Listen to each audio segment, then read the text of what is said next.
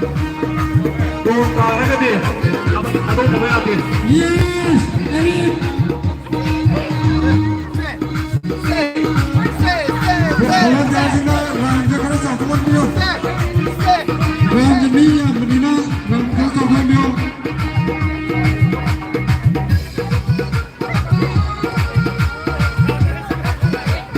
Warung nanti, apa dokumen warung warung.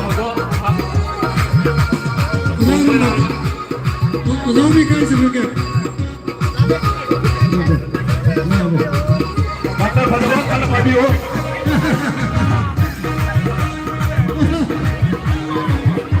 Bagi. Mata bagi ke. Ni sikit kamu juga. Kalau video.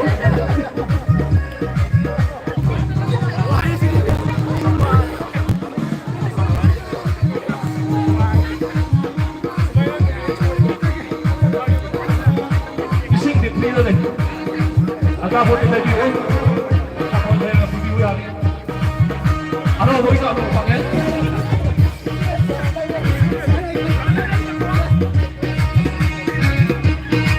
Boleh dia sana, rawan dengan satu dia. Boleh sih tu lah.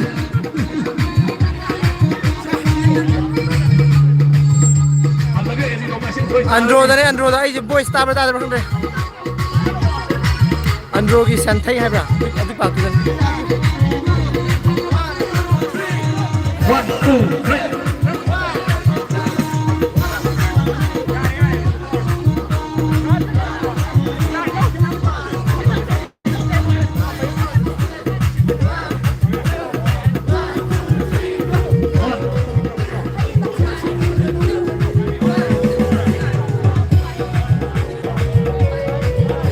Ai voice ta bro khang dre. 1, 2, 3, 4.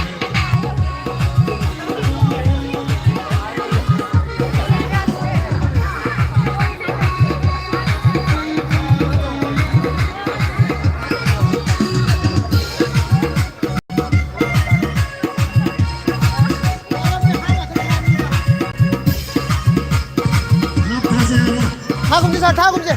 Hap tha gadi ko kai re ni. Am le tabak katni.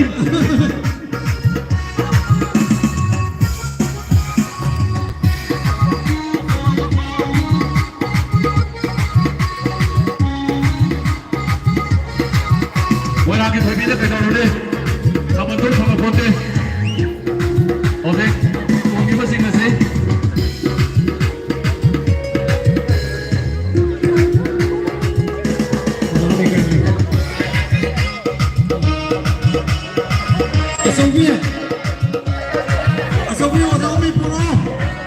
Atau bi.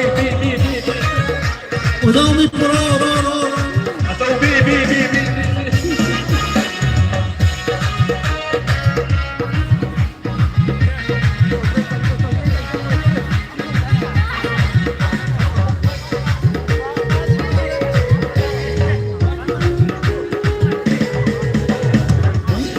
Lihat, oi, lihat.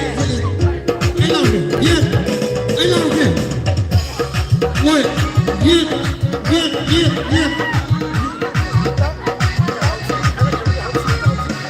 Mana kata aku harus ikut tiket hasil lupa. Jangan le. Siap teman tu lupa sama. Tiket terus lupa sama. Habang ram teracu lagi tiket free. Aduh kita mesti dia kena. Tiket out sudah jadi. Semua. Udah umi pro.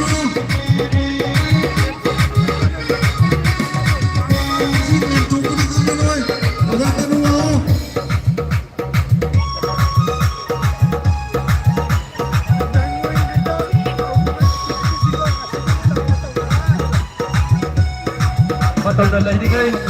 Trong oro. Oren kata. Tunggu ya roy. Saya nak punya.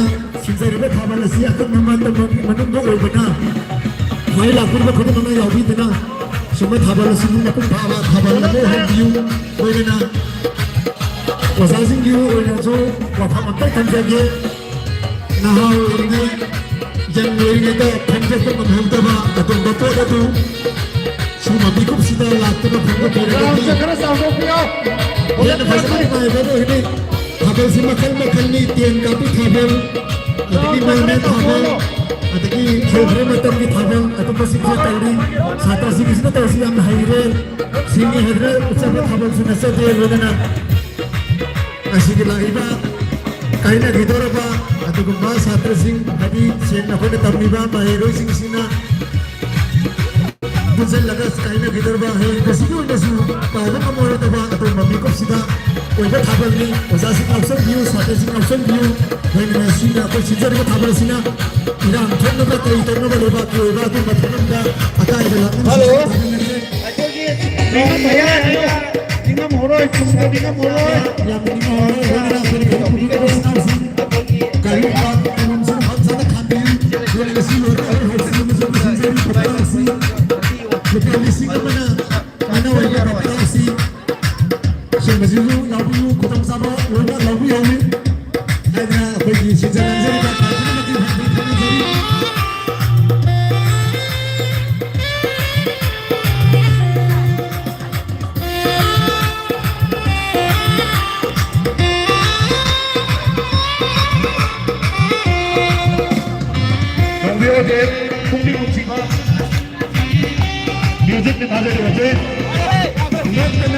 Network से 5G काद्रे अदुना खितंगदी मयेक Seng खितंगदी वाला माने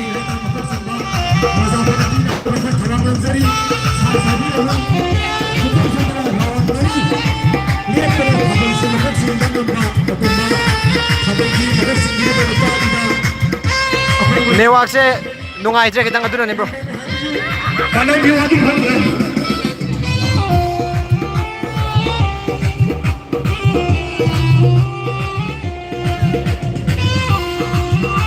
Mira, selagre. Hi. Hello. So Mama Vlogs kaktat kay message.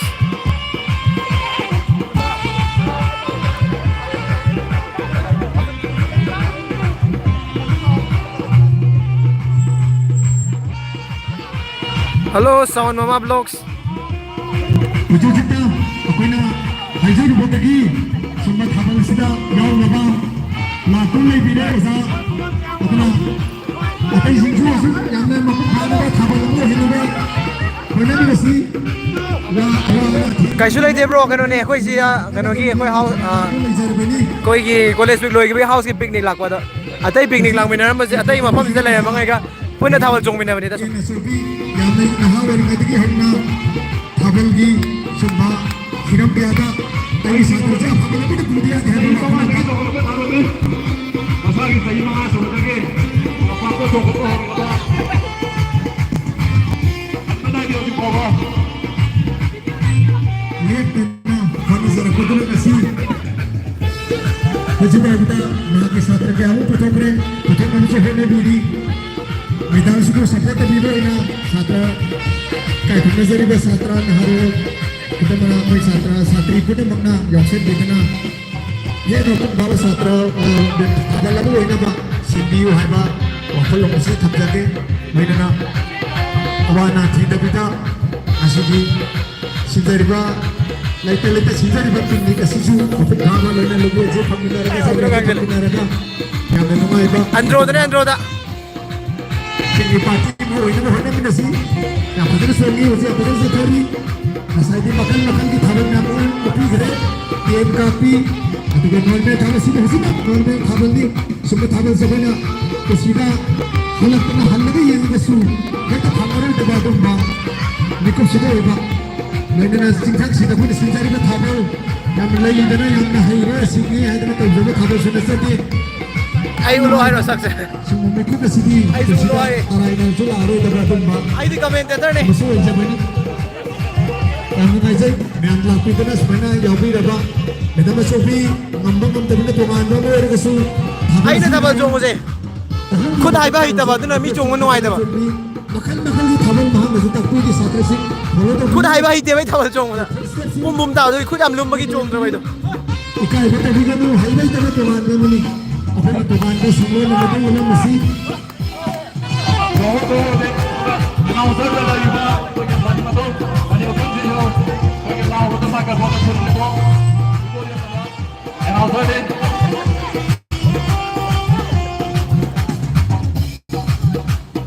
कोई चीनी पिछले काय के अपन से काम सुना इलेक्शन क्या में है ना अपने तो रहे अपना यार के दे कोई घुमाई दो अब उनके लगा मते हुआ कोई तो का कोई अवध मिटर लगा वो तो सुंदर है kalau chini पिछले काय के वजा apa kasai कोई बताओ वो की तो वो की तरह उदमी असली उदमी करो ओए उदमी उनका सुनला बिल्कुल udah kalau udah udah kamu tinggal kan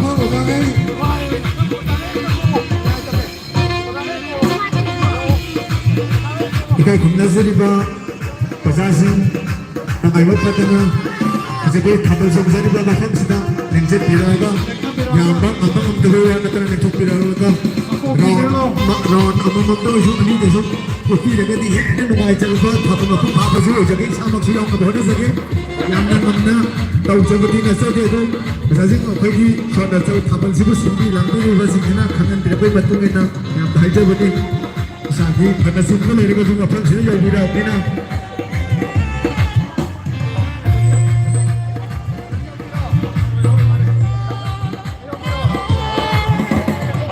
Ủa sao ấy nhà không dùng video ra anh cũng lao ra kìa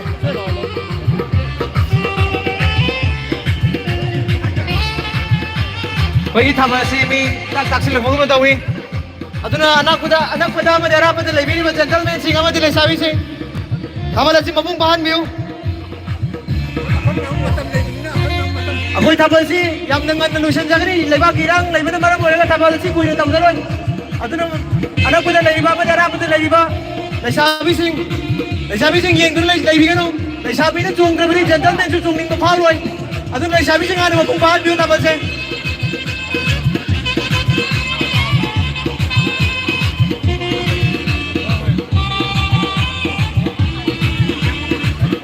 tabal sing mi mga katang ay salay kayo na tayo asom nakanda ako'y ki mapam sidagi kitang laptang na laibat tim kara suleho bane tu koi thabal sigi makhol si tabi raga dia tu somne changsin biro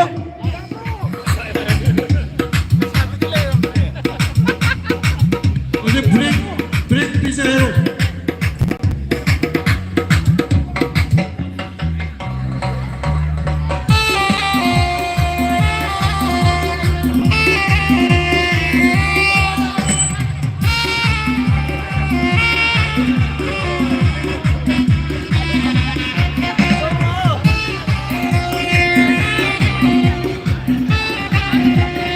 yeng dun lip dun lai biru thabal si mungta changsin leo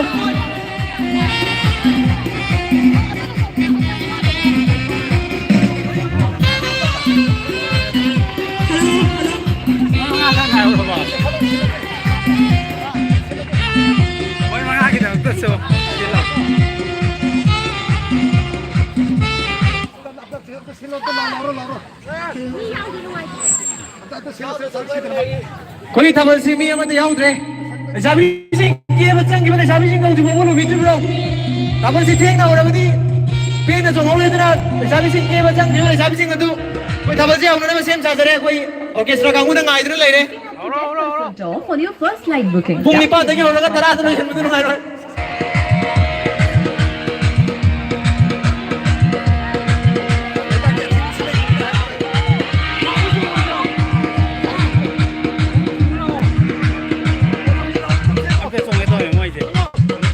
मैंने मैं तुम मकों से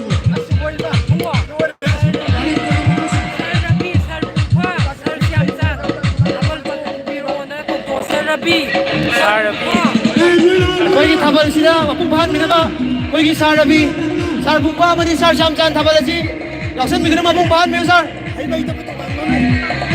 koi thabal si competition jina te sar mayam nungai na ba sinja bani ꯑꯗꯨꯅ ꯊꯥꯕꯜꯁꯤ ꯃꯄꯨꯡ ꯐꯥꯍꯟꯕꯤꯌꯨ ꯁꯥꯔ 슬라우 슬라우 슬라우 슬라우 슬라우 진짜 내 거. 수고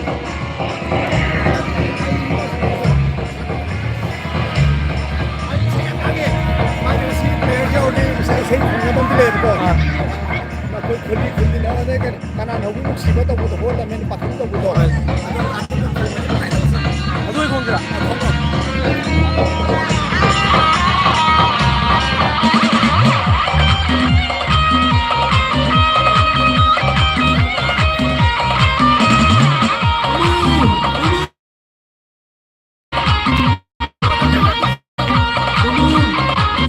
sabal silo senjaba na chade kitang sino sini tong zabani yam thunga mata toji tawrage hoinana Second one is called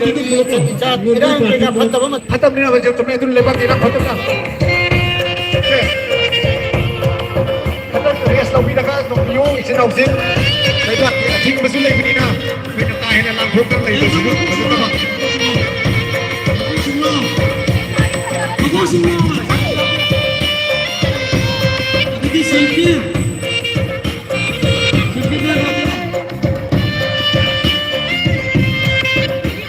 Ay naghang bami ming ko nga ming pala kung karani ko jik.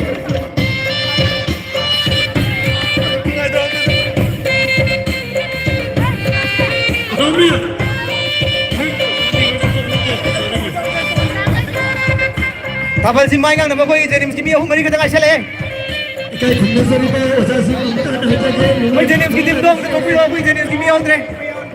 Osa Silendra Osa Rabi Osa Kanun Osa Ritu Atuba Osa Samsan Osa Sumanta Lain Osa Pudimag Lakpi Raka Yang na Singnya Mamang Thabal Sira Aku Somina Ay Somina Raka Angkang yang may ba Kusigo na Karu ko mga tabi Biku na mga Hong na ba Sinina siya na Sinja Lanjari ba Satri Satra Satra Satri Kuna Maki Mo Sinja Raka yang mai hutang bola langsung sari